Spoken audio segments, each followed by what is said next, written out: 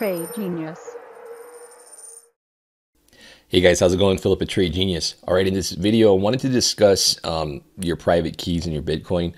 The Canadian exchange, Quadriga, CX, went bankrupt, and a lot of coins went with them, or at least that's what it seems like at the time. So what I'd like to do is talk about, making sure that you understand the risk on being on an exchange and what you need to do and be aware of. So let's dive into that in this video. And what we're going to start with is the Quadriga story. But first, guys, real quick, we have a special running, and this is actually a special code, special 1, 60% off non-bundled items. So guys, if you're in the room, want to renew and you want to get a good discount on that, or if you're just looking to get in with us, guys, because we are really killing it in those rooms during the day, you can get into the individual services. So like, for example, here, $4.99 a year normally for the crypto, and you get the binaries, which we've been just really swatting out of the park. That'll get you 60% off using that special 1 code. Okay, so check that out. That'll be for a few more days. Now, Quadriga was the go-to Canadian exchange, and unfortunately, the owner, as being reported, died in India due to a medical condition that he had. But unfortunately, their methodology of keeping the coins in cold storage, right? So exchanges will have coins in hot wallets for the immediate transferring of tokens and things like that around to facilitate the exchange activity. And then they have like their bulk holdings in cold storage. But normally what you do is you have a multi-signature type storage environment. So it takes 3 out of, say, 5 pieces to actually unlock the cold storage to move larger amounts around.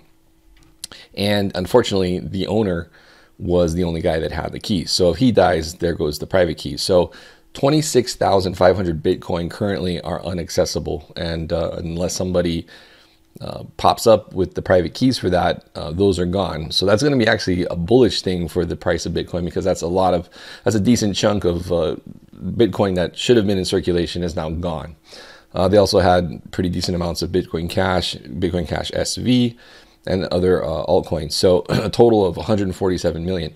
This is gone. So if you had a large chunk of Bitcoin on the exchange there, it's gone for all intents and purposes. You're not getting that back. So the lesson here, guys, is you want to make sure that when you're on the exchanges, you want to make sure that and a lot of you more experienced guys already know this, but if you're kind of new to the crypto game, only keep as much as you're willing to lose on the exchanges. You want to be on more of the more reputable exchanges, the larger exchanges. And if you're not keeping your Bitcoins on an exchange, then the best policy is to keep them in a cold storage solution. So there's hardware solutions that do that, such as Ledger, Trezor. You can create paper wallets. And just keep in mind that even with your hardware solutions, you still want to have some kind of physical backup of the key, and most safely is written down.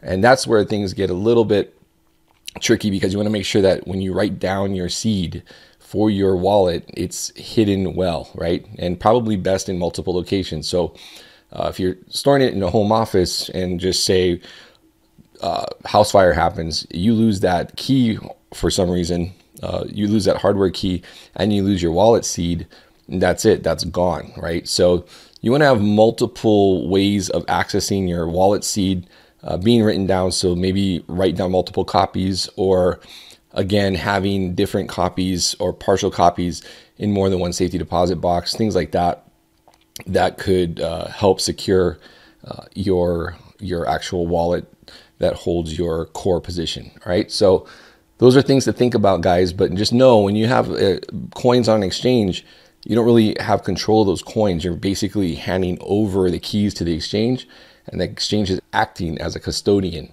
for your Bitcoin holdings. So just keep that in mind, guys. This is a good example of why there's risks involved with that when you have Bitcoins and other altcoins, for that matter, on these exchanges. All right. Okay, guys, that's it for this video. Appreciate you guys watching. Please hit like and subscribe, and I will see you on the next video. Take care. Bye.